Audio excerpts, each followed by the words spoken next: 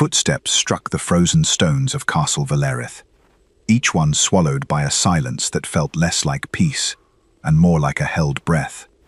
Something in that silence did not belong, though no one walking those halls that night would have guessed how completely it was about to unmake them. The iron gates of the inner ward groaned shut behind the last column of returning soldiers. King Ronan Voss had come home. To the kingdoms beyond Valerith's borders, his name was a warning whispered before sieges and shouted in surrender. Ronan was no ordinary monarch. His line carried the old blood, the gift and burden of the wolf, and he wore the title Alpha King, the way other men wore scars, visibly, permanently, without choice. 3 months of war against the rebel clans of the eastern passes had ended in victory. It had also ended, somewhere along the frozen ridgelines, with something inside him going quiet that he could not name. In the great hall, his warriors toasted his name. Firelight, mead, and laughter spilled from the windows, bleeding into the courtyard, like warmth he could no longer reach. Nobles would want his attention by morning. Petitions, treaties, the endless arithmetic of holding a kingdom together. Tonight, though, none of it called to him louder than the silence beyond the castle walls. He turned from the hall and walked instead toward the old royal barn, set apart near the edge of the grounds, where stable hands had long since learned not to follow him. The barn had always been the one place his crown couldn't reach. The air cooled as he crossed the yard, snow crunching beneath his boots, lantern light flickering gold against drifts that had buried the world since dusk. He breathed in the scent that waited for him beyond those doors. Hay, leather, old wood, the warm musk of horses settling for the night. It had grounded him since he was a boy too small to lift his father's sword. He needed that grounding now, more than he needed any feast. He pushed the heavy doors open and stopped. Beneath the hay and leather, something else moved through the air. Sharp, copper, unmistakable. Blood. Beneath that, something wilder still. Fur and musk, the unmistakable signature of a wolf that did not belong to him, or to any wolf sworn to his kingdom. Before we continue, please hit the subscribe and like button, and tell me which city you're tuning in from. I love to know where this story found you. Now let's dive in. Ronan's golden eyes sharpened in the dark. Every instinct honed by months of war rose at once, the wolf inside him surging toward the surface, demanding answers. No creature crossed into Valerith's walls without his knowledge. No wolf set foot on his territory and lived to explain why, not unless he allowed it. His hand found the hilt of his sword before his mind had finished the thought. Steel slid free with a low hiss, and he advanced into the dark with the silence of a man who had killed before and would again without hesitation, if the night demanded it. He followed the scent past the empty stalls, past a black warhorse stamping uneasily in its pen, toward the far corner, where the lantern light barely reached. The light caught movement first. Fur, pale silver grey, thick as a winter cloud bank, rising and falling with slow, deliberate breath. Then he saw her.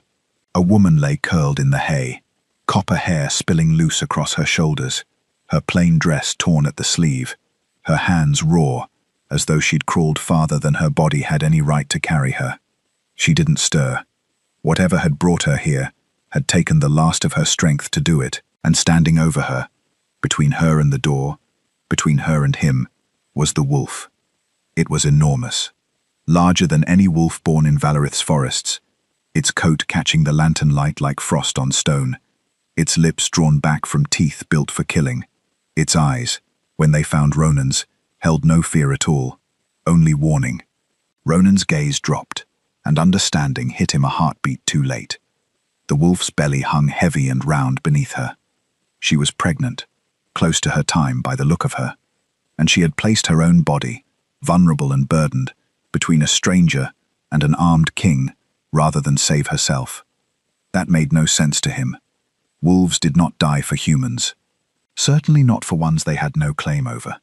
"Move away from her," Ronan said, low and even, command bred into his voice by right of blood. The wolf answered with a growl that rattled the rafters. He pressed harder, releasing the weight of his alpha will into the room. The invisible force every wolf in his kingdom had been born knowing how to obey. Submit. Her paws dug into the dirt. Her whole body shook with the effort of resisting him. And still, impossibly, she didn't move. She only stepped closer to the woman in the hay, lowering her head over her like a shield of muscle and fur, ready to die exactly where she stood. For the first time since the war had ended, Ronan felt something other than exhaustion. He felt astonishment. A ragged breath broke the tension. The woman's eyes opened, unfocused, then sharpened with fear, as they found the king standing over her with a drawn sword. "Please," she whispered, forcing herself up on shaking arms, dragging her body in front of the wolf instead of behind it. "Don't hurt her. She saved my life." Ronan's sword lowered an inch without his permission. "What is your name?" She hesitated, as though the answer cost her something. "Bianca." One word. That was all it took. The moment her name left her lips, something ancient stirred awake inside him. A recognition no crown, no war, no winter had prepared him for. The bond every alpha both longed for and feared settled over him like a verdict handed down by the gods themselves. His fated mate was not a noblewoman waiting in some southern court. She was a stranger, half-starved in his own barn, guarded by a wolf that should not exist, carrying secrets that would soon unravel everything Ronan believed about his brother, his throne, and the war he thought he had already won. He had walked into the barn searching for an hour of silence. He had found, instead, the beginning of everything. The bond did not loosen its grip simply because Ronan willed it to. He stood there a moment longer than a king should, sword still lowered, eyes still locked on the woman who had just upended everything he understood about fate. Then duty reasserted itself, the way it always did, smothering wonder beneath necessity. "You cannot stay in this barn," he said. "Either of you." The wolf's growl had not fully faded, but it had dulled to something watchful rather than violent. Bianca struggled to her knees, one hand pressed to the wolf's flank, as though to steady them both. "She won't let you take me anywhere," Bianca warned. "She will, if you ask her to." It was not a question. Bianca studied him for a long moment, too long for a frightened servant girl, too steady for someone who should have been begging for her life. Then she turned and murmured something low against the wolf's ear, and the great beast's shoulders eased, though her golden eyes never once left the king. Ronan led them through the servants' passage rather than the main hall, unwilling to explain a pregnant wolf to half his court before he understood it himself. He brought them to a locked chamber in the old east wing, far from prying eyes, and set guards he trusted at the door. Though trust, he was beginning to suspect, was a luxury he could no longer afford carelessly. Inside, by firelight, he finally looked at her properly. Even ragged and starved, there was something in the line of her spine that didn't belong to a farmhand. "Your name is Bianca," he said. "What else? Does it matter?" "It matters to the man whose barn you collapsed in." She wrapped her arms around herself, and for the first time, he saw not fear but calculation. A woman deciding how much truth she could afford to spend. "I worked the Hollow Farms, 3 days south of here. That's all you need to know." "That is not all I need to know." He crossed the room slowly, the way he might approach a cornered animal, though he suspected she would not appreciate the comparison. A farmhand does not carry herself like she's used to being obeyed. A farmhand does not stare down an alpha king without flinching. Something cracked behind her eyes. Just a hair's width, but he caught it. "My name," she said finally, "was Bianca Everwin." The name meant nothing to him at first, and then, slowly, it meant everything. The Everwins had once held the Western Valleys, lands rich enough to rival a duchy, loyalty old enough to predate his own father's reign. He hadn't heard the name spoken in years, not since the scandal. "Your father was executed for treason he never committed."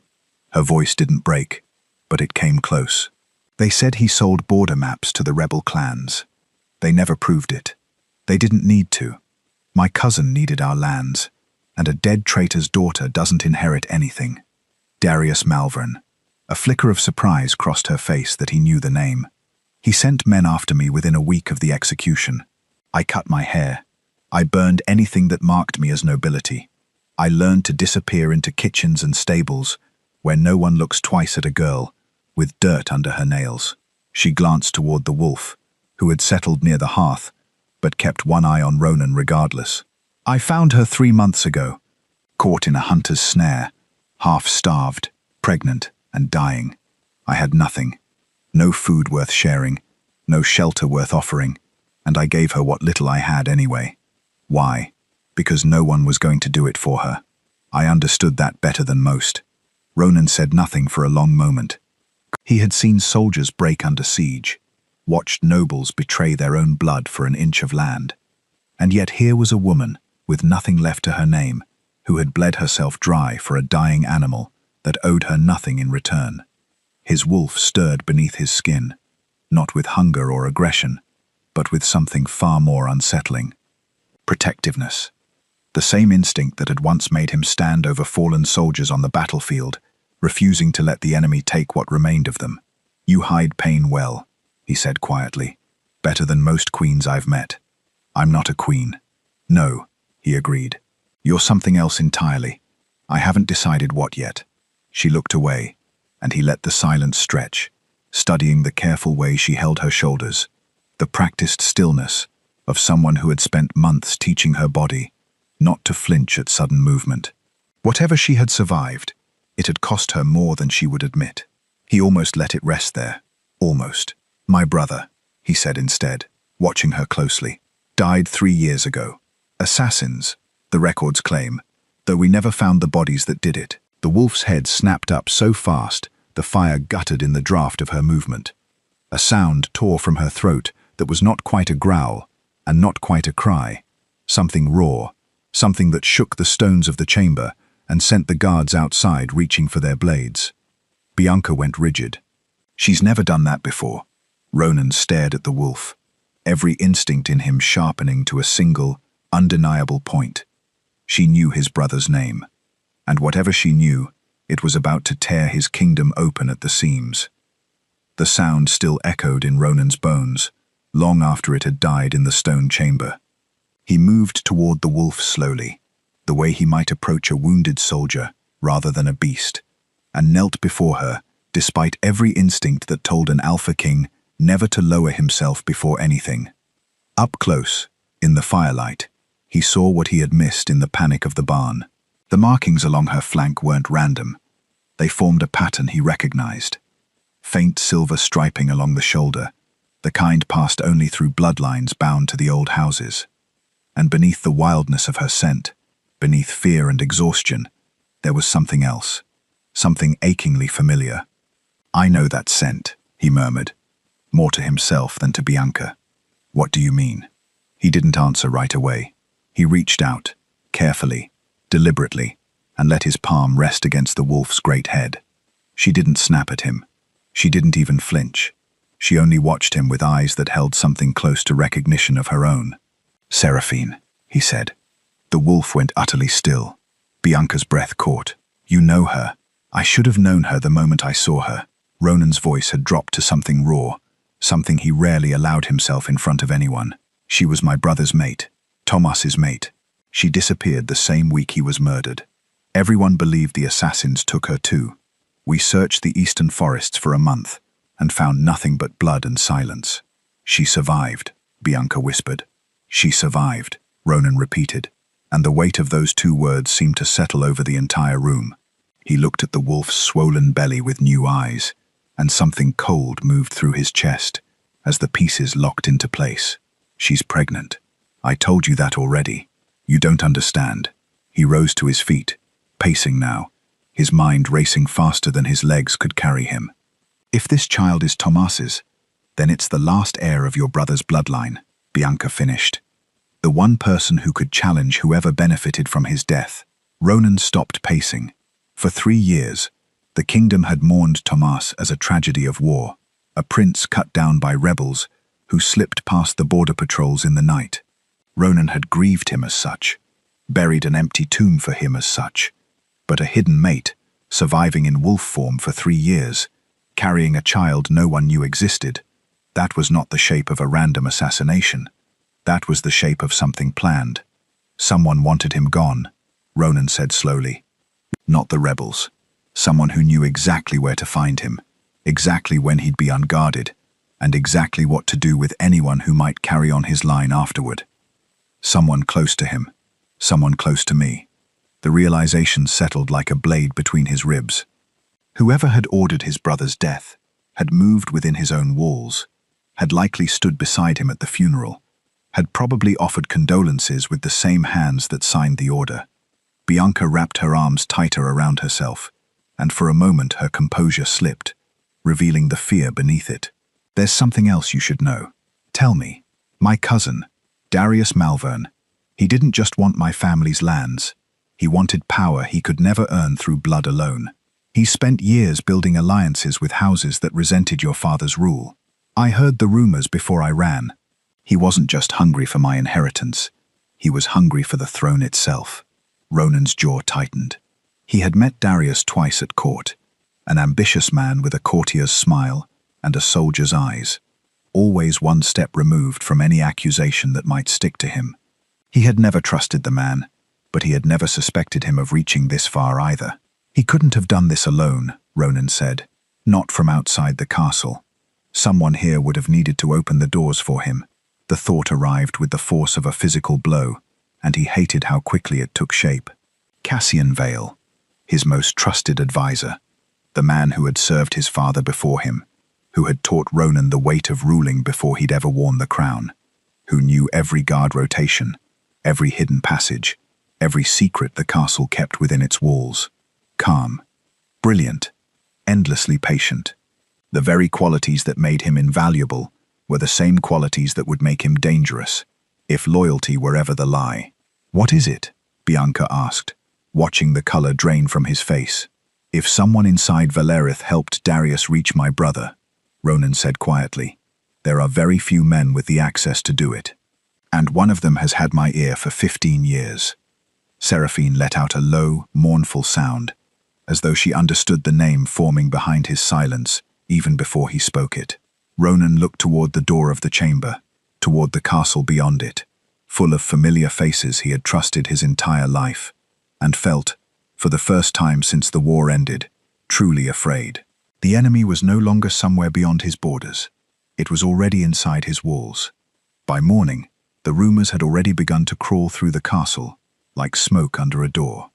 Ronan heard the first whisper from a stable hand, who swore he'd heard a wolf's cry from the east wing.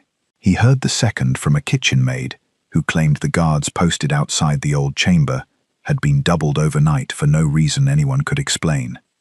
By midday, he heard the third version from Cassian Vale himself, delivered with the same calm, measured concern the man had offered for 15 years. "There's talk of a beast within the walls, my king," Cassian said, falling into step beside him in the corridor. "Some claim it threatened the stable hands. Others say it's already mauled someone. I'd like your permission to search the grounds before panic spreads further than it already has." Ronan kept his face carefully unreadable, though every instinct screamed at the wrongness of having this conversation at all. "There is no beast loose in my castle, Cassian. I'd have known." "Of course." A pause, brief and precise. "Forgive my caution. I only wish to keep you safe."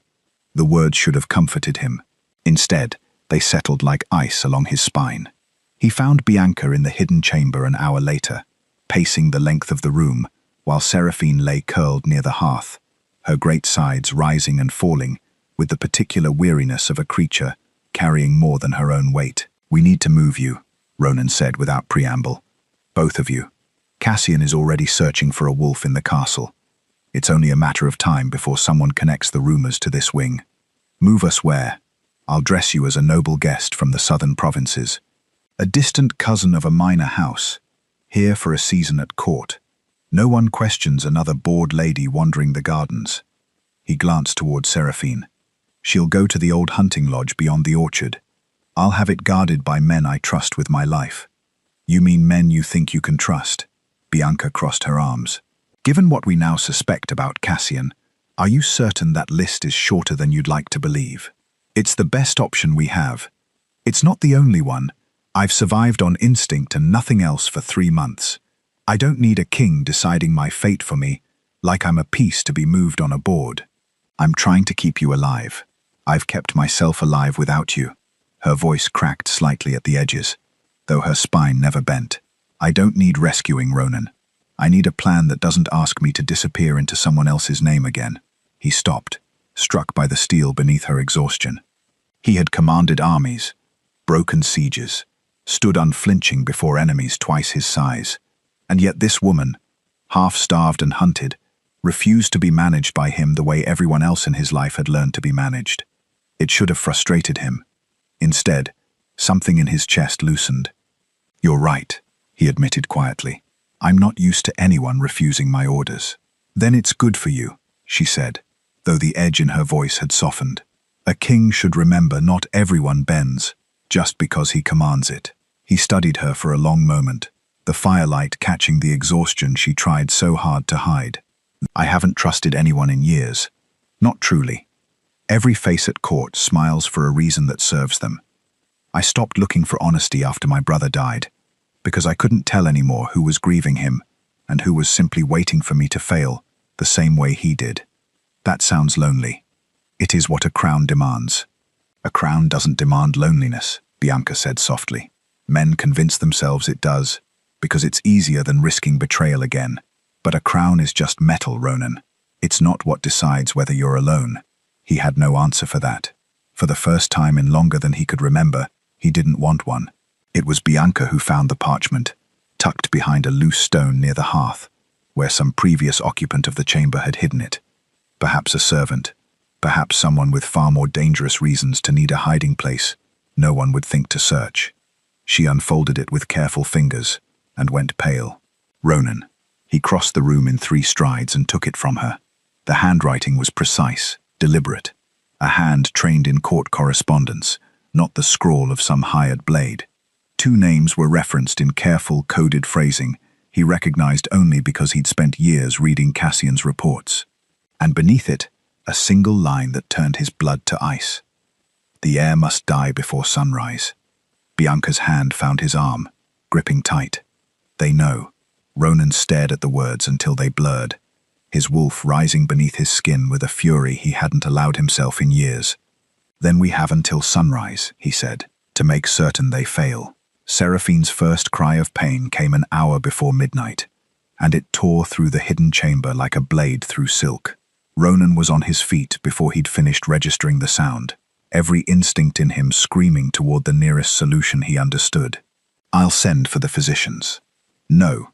Bianca was already moving, dragging blankets from the cot, kicking aside anything that might be in the way. "You will do no such thing. She's in pain, Bianca. This is beyond either of us."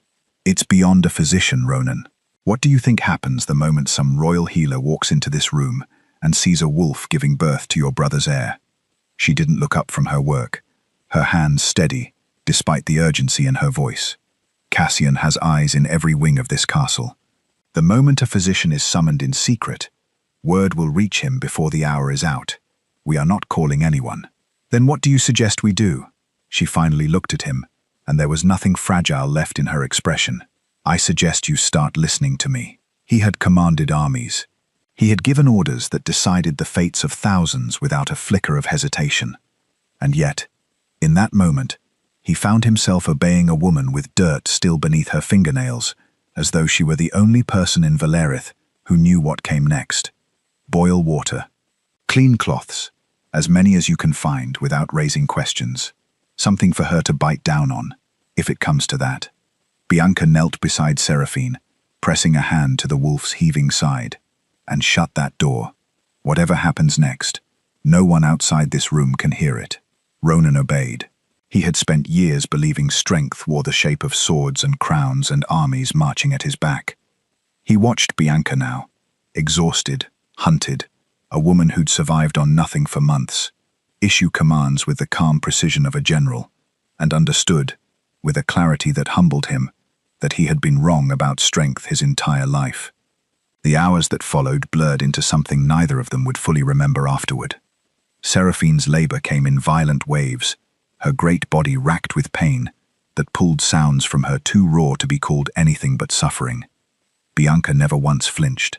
She murmured to the wolf in a low, steady voice, the same voice she must have used in some farmhouse stable to calm a frightened animal. And somehow, impossibly, It worked. "You've done this before," Ronan said at one point, watching her hands move with practiced certainty.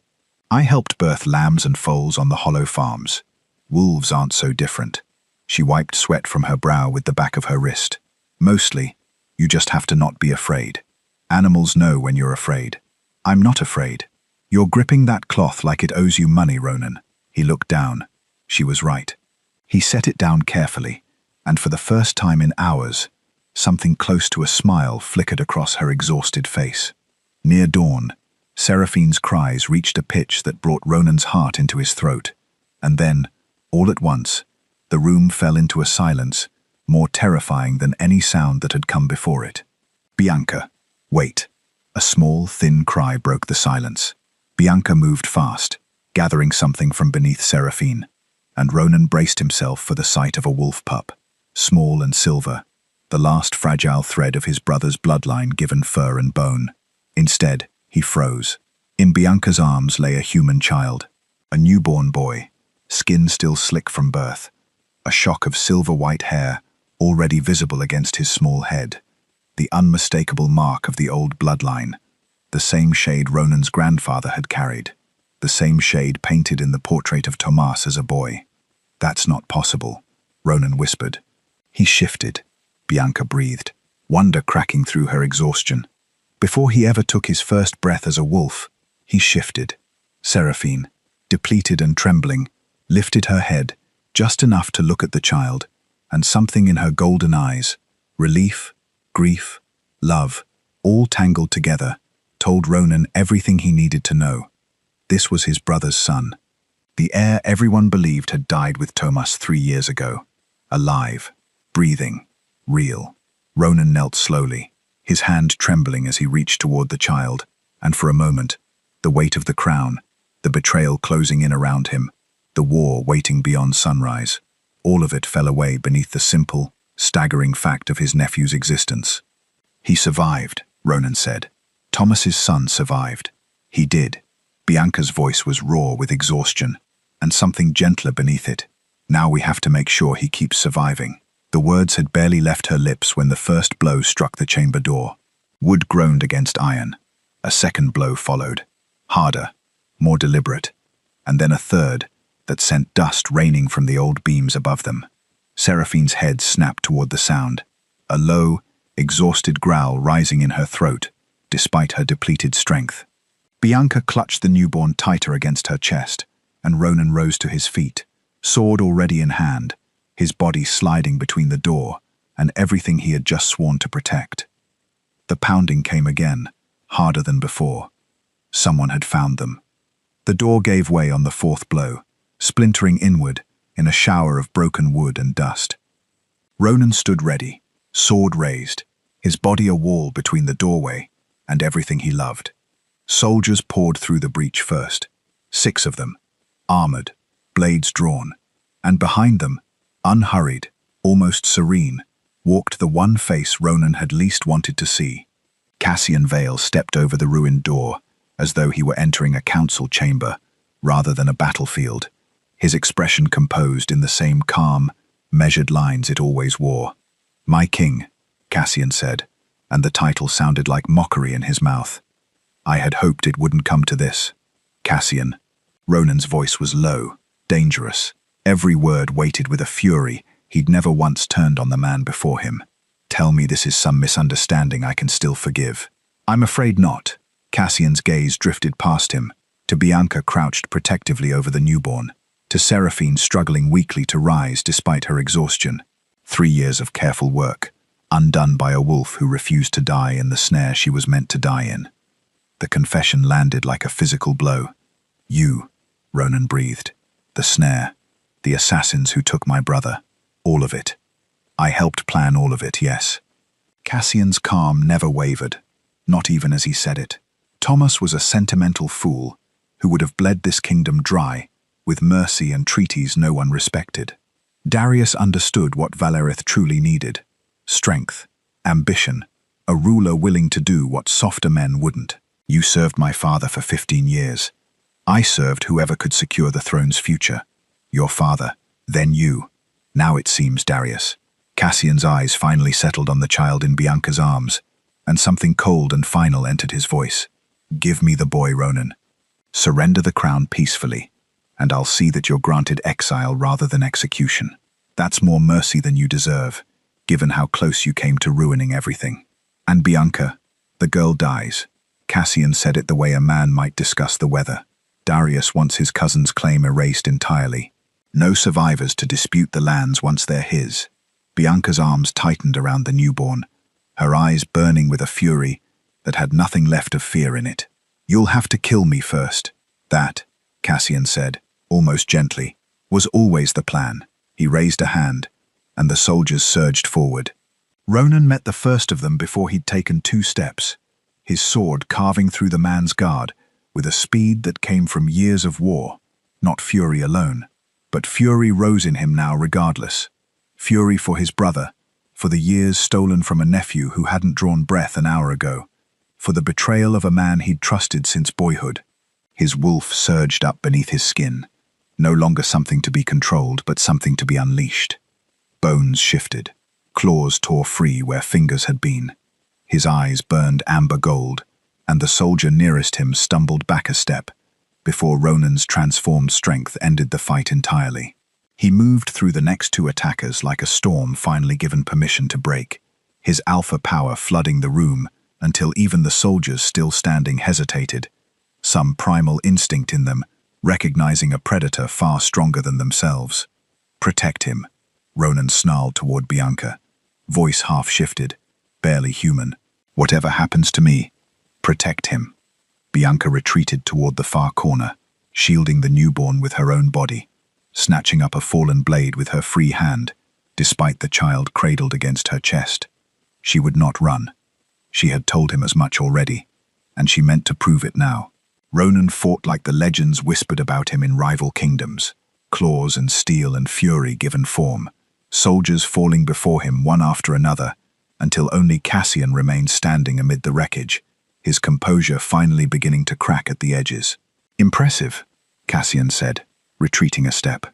"Truly, I'd almost forgotten what you were capable of. Surrender now, and I might let you live long enough to stand trial." "I think not." Cassian's hand moved to his belt, and what he drew was not a soldier's blade. It gleamed dull and pale in the torchlight. A metal Ronan's instincts recognized a heartbeat too late to matter. Silver. Ronan lunged anyway, too consumed by momentum and rage to pull back, and Cassian's blade found the gap beneath his ribs with a precision that spoke of careful planning, not desperation. Pain unlike anything Ronan had ever known tore through him. Not the clean agony of steel, but something deeper, something that burned through muscle and bone, like poison given a blade's edge. His legs gave out beneath him. "No!" Bianca's scream tore through the chamber. Ronan hit the stone floor, his vision already darkening at the edges, his wolf's strength bleeding out of him as fast as the blood pooling beneath him. Above him, Cassian's calm composure had returned entirely, the silver blade still clutched in his steady hand. "The Alpha King falls," Cassian said softly, almost to himself. Exactly as planned. Ronan's last sight before the darkness swallowed him whole was Bianca, fierce, unbroken, placing herself between Cassian and the newborn child with nothing but a stolen blade and a fury that burned brighter than any fear. Ronan's blood spread dark across the stone, and for a moment the world narrowed to nothing but the silver poison burning through his veins like liquid fire. Cassian stepped over him without hurry, the way a man steps over something already decided. "You should have surrendered when I offered it." Bianca didn't move. Not back, not away. Only closer. The newborn still cradled against her chest with one arm, the stolen blade steady in her other hand. Despite the trembling, she refused to let reach her voice. "Get away from him. You're in no position to give orders, girl." Cassian's gaze flicked toward the child, calculating, patient. "Set the boy down. This doesn't have to end in more bloodshed than it already has. It already has more bloodshed than it needed." Her eyes cut to the fallen soldiers, to Ronan's unmoving body, to Seraphine struggling weakly against the wall, too depleted from birth to do more than bare her teeth. "You did all of that, not me."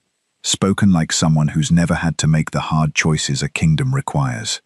"I watched my father die for choices he never made," Bianca said, and something in her voice had gone cold, precise, utterly without fear.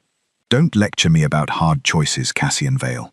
He advanced a step, silver blade still wet with Ronan's blood. Bianca's mind raced faster than her racing heart. She had no soldier's training, no alpha's strength, nothing but a stolen sword, and 3 months of learning to survive on instinct alone.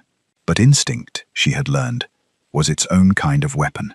She backed toward the hearth, slow and deliberate, drawing his attention away from where Ronan lay. "Running won't save the boy," Cassian said, following exactly as she intended. "I'm not running." Her free hand closed around the iron poker resting against the hearthstones, and the moment Cassian's blade rose to strike, she swept the poker through the bed of embers and flung a shower of burning ash directly into his face. Cassian staggered back with a cry, one hand flying to his scorched eyes, the silver blade clattering from his grip as he fought to clear his vision. It was all the opening Bianca needed. She didn't hesitate. She drove her shoulder into him with every ounce of desperate strength left in her body, sending him crashing into the same stone wall that had borne the weight of his treachery for years. "Seraphine!" she called. The wolf, depleted as she was, found enough strength to lunge forward and pin Cassian beneath her weight, her jaws closing around his forearm, with enough pressure to make him scream rather than break bone. A warning, not yet a killing blow. Behind them, a low groan broke the chaos. Ronan stirred. Bianca's heart leapt into her throat as she turned, still holding the newborn close, and found the Alpha King forcing himself up onto one elbow, despite the silver poison still burning through him. "Ronan, I'm not finished yet," he rasped, though his voice was barely more than a growl scraped raw. His amber eyes found Cassian pinned beneath Seraphine's weight, and something feral and unyielding rose in him, even through the pain. "Hold him!" He dragged himself upright by sheer will alone, one hand pressed against the wound at his ribs, blood still seeping dark between his fingers. Every step toward Cassian looked like it might be his last, and yet he kept moving, kept rising, refusing to let the poison claim what Cassian had tried to take from him. "You should be dead," Cassian spat from beneath Seraphine's hold, blood and ash streaking his face. "Silver weakens an alpha," Ronan said, kneeling slowly before the man who had betrayed his family for 15 years of false loyalty. "It doesn't kill one. You should have studied your enemy more carefully before you tried to end him." He wrapped a bloodied hand around Cassian's throat. Not to kill, though every instinct screamed for it, but to hold him still as the last of the fight drained out of the man who had once taught him how to rule. "Why?" Ronan demanded. "After everything my father gave you, everything I trusted you with." "Because your father built a kingdom on sentiment," Cassian rasped. "And sentiment doesn't survive when ambitious men decide they want more. Darius's ambition, not yours." "Mine as much as his," Cassian admitted, something almost like pride flickering through his pain. "I wanted to be remembered as the man who built a stronger Valorith. Instead, I'll be remembered as the man who failed to kill an Alpha King and his mate." "You'll be remembered as a traitor," Ronan said, "and nothing more." Bianca knelt beside him as the guards he trusted, the few who hadn't been compromised, finally burst through the broken door, drawn at last by the sounds of battle. They bound Cassian's wrists in iron and silver-threaded chains before he could so much as attempt another escape. His calm composure finally, completely shattered. Ronan sagged against Bianca's shoulder, the adrenaline of the fight finally giving way to the wound still bleeding beneath his ribs. "We have him." "We do." Bianca pressed a trembling hand against his wound, slowing the bleeding as best she could. But Cassian wasn't working alone. Ronan's eyes, heavy with exhaustion and pain, found hers anyway, sharp enough to hold the thought clearly, despite everything his body had endured. "Darius," he said. "Darius," she agreed quietly, glancing down at the sleeping child still cradled safely in her arms. The heir Cassian had failed to take, the bloodline that had survived against every plan made to erase it. And he doesn't yet know he's already lost. Cassian Vale confessed everything, within 3 days of his capture. He had little choice in the matter. Ronan's healers tended his wounds only long enough to keep him alive for questioning, and once the silver poison had been drawn from the king's blood, Ronan himself sat across from his former advisor, with a patience that frightened the guards more than any show of fury could have. Cassian gave them names, dates, the careful architecture of 3 years of betrayal. He gave them letters bearing Darius Malvin's seal, hidden ledgers tracking gold, moved between accounts that should never have touched each other, and finally, the confession that mattered most of all. Bianca's father had never sold a single border map to the rebel clans. The treason had been fabricated from the beginning, a convenient lie to clear the Everwin lands for Darius to claim. Word spread through Valerith faster than any royal decree could have managed alone. By the time soldiers rode out to bring Darius Malvin back in chains, the kingdom had already begun rewriting the story it told itself. The farmhand found half dead in the royal barn was no farmhand at all, but Lady Bianca Everwin, daughter of a man wrongly executed, who had survived assassins, hidden her name for months, and somehow, against every possible odd, saved the last heir of the royal bloodline from the very men who had murdered his father. Darius did not go quietly. He arrived at the capital under heavy guard, still proclaiming his innocence to anyone who would listen, his composure cracking further with every mile that brought him closer to a throne room full of evidence he could no longer deny. "This is a fabrication," he insisted, kneeling before Ronan in the great hall, the same hall where his soldiers had once celebrated Ronan's homecoming. "Cassian's word means nothing. He's a traitor, desperate to drag others down with him." "Cassian's word means a great deal," Ronan said, "when paired with ledgers bearing your seal, and a wolf who recognized your scent the moment you stepped through these doors." Seraphine, standing now at Bianca's side, fully recovered and fiercely protective of the sleeping child in her arms, bared her teeth at the sound of Darius's voice, a confirmation more damning than any document.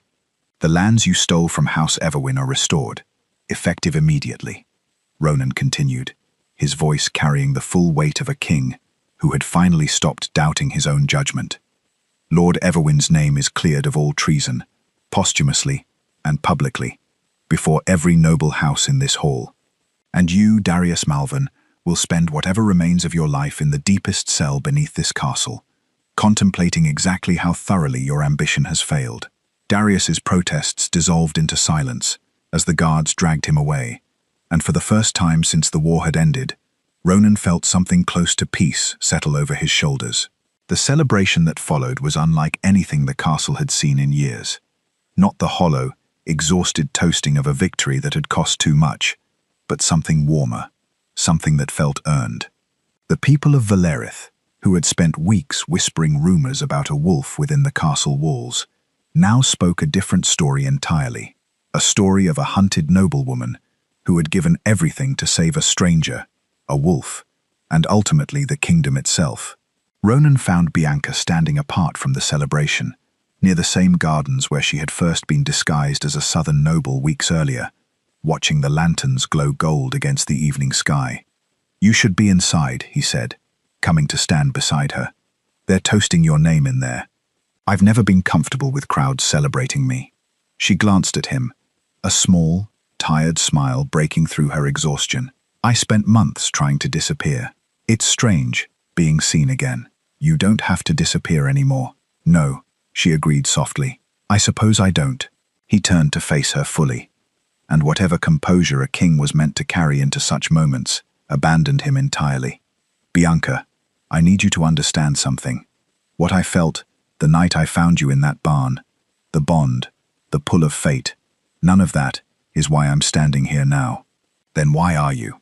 "Because I've spent years surrounded by people who wanted something from my crown, and you never once asked me for anything. Because you faced down an Alpha King's command without flinching, then faced down a traitor with nothing but a poker and the iron of your own will. Because somewhere between that barn and this garden, I stopped seeing fate's choice standing beside me, and started seeing the woman I love instead." Bianca's breath caught, and for a long moment neither of them spoke, the lanterns flickering gold around them like witnesses to something neither fate nor crown had decided alone. "I'm asking you," Ronan continued, his voice steady, despite the unfamiliar vulnerability beneath it, "not as the man the bond chose for you, but as the man who chooses you freely, to stand beside me, to become Luna of Valerith. Not because the gods demanded it, but because I cannot imagine ruling this kingdom or living this life without you in it." Bianca's eyes shone in the lantern light, the exhaustion of months finally giving way to something brighter, something she hadn't allowed herself to hope for since the night her world had first been torn apart. "Yes," she whispered. "Yes, Ronan, I choose you too." Behind them, faint and warm, Seraphine's contented sound carried across the garden, the closest thing to a blessing a wolf could offer the two people who had saved her son, her kingdom, and in the end, each other. Spring had come early to Valerith, the kind of thaw that old farmers swore meant a kinder year ahead. And for the first time in longer than anyone could remember, the kingdom seemed inclined to believe them. 6 months had passed since the night the barn doors had splintered open beneath Cassian's soldiers. Darius rotted in his cell beneath the castle, stripped of every title he'd schemed to steal. Cassian awaited a tribunal of nobles who would decide his fate with far less mercy than he'd ever shown others. And the kingdom that had once whispered fearful rumors of a wolf within the walls now spoke of Seraphine with something closer to reverence, the wolf who had carried a kingdom's future inside her, who had stood between an alpha king and death itself, rather than abandon the woman who'd saved her life. She lived now in the royal gardens rather than a hidden lodge, free to roam as she pleased, her son growing safely under guard that no longer needed to hide in shadows. The boy, named Thomas, after the father he would never meet, but whose memory would shape him regardless, had already begun shifting between forms, with a control that startled the castle's oldest healers. He would grow into his uncle's protection and his mother's quiet strength, and Valerith would be steadier for it. Bianca stood now on the same balcony where Ronan had once watched the kingdom celebrate a victory that brought him no peace. She wore no farmhand's rags, no borrowed noble's disguise. She wore the deep silver and midnight blue of Valerith's Luna, a circlet resting against dark copper hair that had finally grown long enough to braid the way her mother had taught her, before treason and grief had stolen that life from her entirely. She was not a hunted noble anymore. She was not a forgotten girl hiding her name in farmhouses 3 days from anyone who might recognize her. She was Luna of Valerith, chosen freely by an alpha king who had learned, slowly and painfully, that strength wore many shapes, and that the truest among them rarely looked like a crown.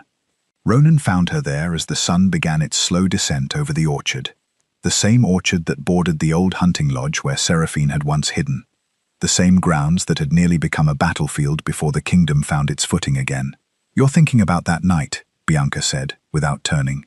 She had learned, in 6 months, to read the particular stillness that settled over him whenever his thoughts wandered backward. "I am." He came to stand beside her, resting his forearms against the cold stone railing. "I keep returning to it. The barn, the silence I thought I needed. What do you remember most?" He considered the question longer than it required, watching the lanterns begin their nightly flicker across the courtyard below, the same lanterns that had guided his steps that frozen evening, though the kingdom they illuminated now bore little resemblance to the one he'd walked through then. "I remember thinking I'd found a threat," he said finally. "A wolf inside my walls, blood on the hay, everything my instincts screamed I needed to destroy before it destroyed me first." He glanced at her, something soft breaking through the composure a king wore like armor. "I was so certain I understood what I'd found. I couldn't have been more wrong." "What did you find then, if not a threat?" "Everything," he said simply. "I went looking for an hour of silence, Bianca. Instead I found my mate, curled half dead in the hay, with more courage in her than half the soldiers I'd commanded into battle. I found my brother's son, alive when the entire kingdom had mourned him as lost. I found the truth about men I'd trusted my whole life, and the family I never knew I still had left to protect." Below them, in the orchard, Seraphine's distant howl rose into the evening air. Not the mournful sound of a creature in danger, but something warmer, something content, calling her son home as the light began to fade. Bianca smiled at the sound, the kind of smile that no longer carried the weight of fear beneath it. "I used to think fate was cruel," she said quietly. It took my father, my home, my name. I spent months believing I had nothing left worth protecting, except a wolf no one else would save. And now? Now I think fate simply hadn't finished writing the story yet. She turned to face him fully, the last of the daylight catching gold in eyes that had seen far too much grief for someone so young, and far too much strength to ever be called fragile again. It took everything from me so it could give me this instead. Ronan reached for her hand, lacing his fingers through hers, the way he had learned to do these past months. Not as an alpha claiming his fated mate, but as a man who had chosen, deliberately and completely, the woman standing beside him. The Alpha King entered the barn that night, expecting to find a threat, he murmured, more to the memory than to her. Instead, he found the woman who would change his kingdom forever. Bianca leaned into him, watching the last light settle gold over the kingdom they had saved together, and said nothing at all, because nothing needed saying, not anymore. Some stories ended where danger faded and peace began. Theirs was only just starting. If you enjoyed the story, let me know in the comments. Your voice decides what I write next. Don't forget to subscribe if you want more moonlit love stories like this one.